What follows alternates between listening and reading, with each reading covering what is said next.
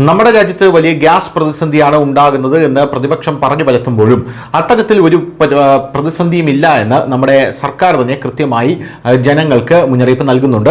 ഇപ്പോൾ ഗ്യാസ് ലഭ്യമാണ് എന്നും പ്രത്യേകിച്ച് ഗാർഹിക ഉപയോഗത്തിനുള്ള ഗ്യാസിന് യാതൊരുവിധ പ്രശ്നവുമില്ല എന്നും സർക്കാർ പറയുന്നുണ്ട്. എന്നാൽ വാണിജ്യ ഉപയോഗത്തിനായിട്ടുള്ള ഗ്യാസിൻ്റെ സപ്ലൈ അതിനെ ബ്ലോക്ക് ചെയ്തിട്ടുണ്ട്, അല്ലെങ്കിൽ അതിനെ പരിമിതപ്പെടുത്തിയിട്ടുണ്ട് എന്നുള്ളത് ഒരു വസ്തുതയാണ്. അതുകൊണ്ട് ഹോട്ടലുകളെല്ലാം ഇപ്പോൾ പലതും അടച്ചിട്ടിരിക്കുന്ന നിലയിലാണ്. ഇപ്പോഴിതാ ഇസ്രായേൽ ഇറാൻ യുദ്ധങ്ങൾ ഗ്യാസ് വിതരണത്തെ ബാധിച്ചതിനാൽ ഇന്ത്യയിൽ പാചകവാതക ക്ഷാമം ഉണ്ടാകുമെന്ന അഭ്യൂഹങ്ങൾ പ്രചരിച്ചുകൊണ്ടിരിക്കെ ആവശ്യമില്ലെങ്കിലും നിരവധി ഉപഭോക്താക്കൾ LPG സിലിണ്ടറുകൾ ബുക്ക് ചെയ്യുന്നുണ്ട്. ഇപ്പോൾ ഈ വിഷയത്തിൽ പെട്രോളിയം മന്ത്രാലയത്തിന്റെ സംയുക്ത പത്രസമ്മേളനം നടത്തും. അതിൽ മിഡിൽ ഈസ്റ്റേൺ രാജ്യങ്ങളിൽ നിന്നുള്ള 6 ടാങ്കറുകളും ഒരു LPG നിറച്ച ടാങ്കറും ഇന്ത്യയിലേക്ക് വരുന്നുണ്ടെന്ന് വ്യക്തമായി പ്രസ്താവിച്ചിട്ടുണ്ട്. ഇന്ത്യയിൽ ആവശ്യത്തിന് LPG കരുതൽ ശേഖരമുണ്ടെന്നും ഈ സാഹചര്യത്തിലും ടാങ്കറുകളും ഇന്ത്യയിലേക്ക് വരുന്നുണ്ടെന്നും മന്ത്രാലയം വ്യക്തമായി പ്രസ്താവിച്ചു. ഇതോടൊപ്പം 29 സംസ്ഥാനങ്ങളിൽ വാണിജ്യ സിലിണ്ടറുകളുടെ വിതരണം പുനരാരംഭിച്ചതായും മന്ത്രാലയം അറിയിച്ചിട്ടുണ്ട്. ഇന്ത്യയിൽ ആവശ്യത്തിന് അസംസ്കൃത എണ്ണ ശേഖരമുണ്ടെന്ന് പെട്രോളിയം മന്ത്രാലയം ജോയിന്റ് സെക്രട്ടറി സുജാത ശർമ്മ ജനങ്ങൾക്ക് ഉറപ്പ് നൽകി. LPGയുടെ പ്രതിദിന ബുക്കിംഗ് പെട്ടെന്ന് 75 ലക്ഷത്തിൽ നിന്ന് 88 ലക്ഷമായി വർദ്ധിച്ചു.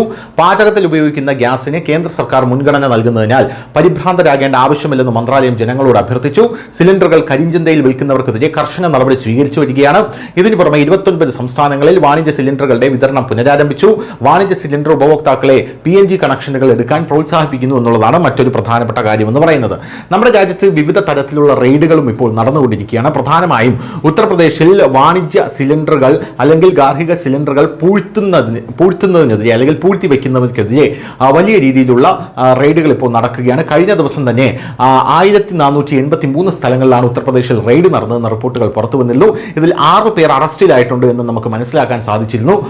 എന്നാൽ ഉത്തർപ്രദേശിൽ മറ്റൊരു വമ്പൻ നീക്കം യോഗി ആദിത്യനാഥ് നടത്തിയിരിക്കുന്നത് ഇപ്പോൾ ഈ സമയത്ത് ഒരു കൺട്രോൾ റൂം തുറക്കുക എന്നുള്ളതാണ്. ഗ്യാസ് പ്രതിസന്ധി ഉണ്ടെങ്കിൽ നിങ്ങൾക്ക് ഈ കൺട്രോൾ റൂം വഴി വിളിച്ച് നിങ്ങളുടെ ആശങ്കകൾ പരിഹരിക്കാം എന്നുള്ളതാണ് ഉത്തർപ്രദേശിൽ യോഗി ആദിത്യനാഥ് നടപ്പിലാക്കിയിരിക്കുന്ന മറ്റൊരു പ്രധാനപ്പെട്ട കാര്യം എന്ന് പറയുന്നത്.